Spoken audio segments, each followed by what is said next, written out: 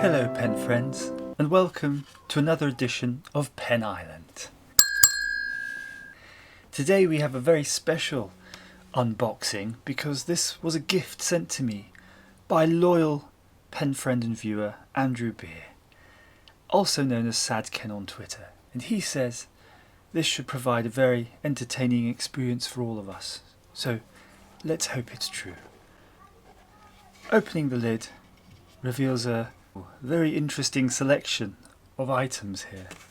It appears we have a jar of orange metallic ink that'll need a little shake up,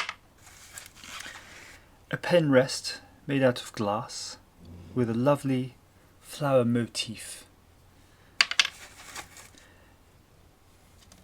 and the writing implement itself, an exquisitely turned glass dip pen.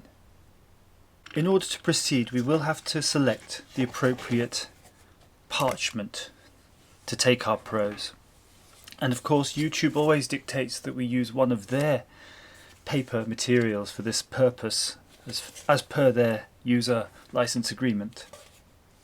We're going to be using some handcrafted paper made in Bangalore.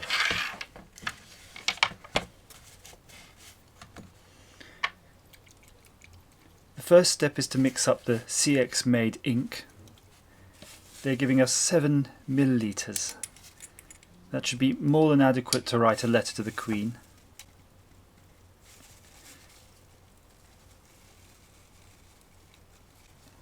And it's a very rich colour.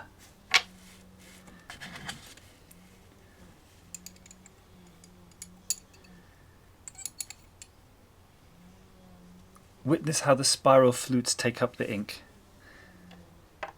I should imagine that will provide us more than enough ink to write a small thank you card to Grandma. Let's have a go, shall we?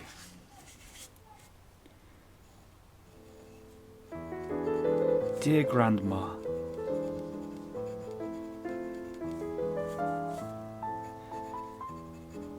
thank you for the lovely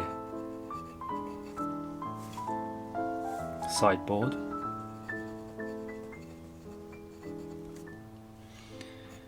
It fits nicely in the atrium. Love, Sydney.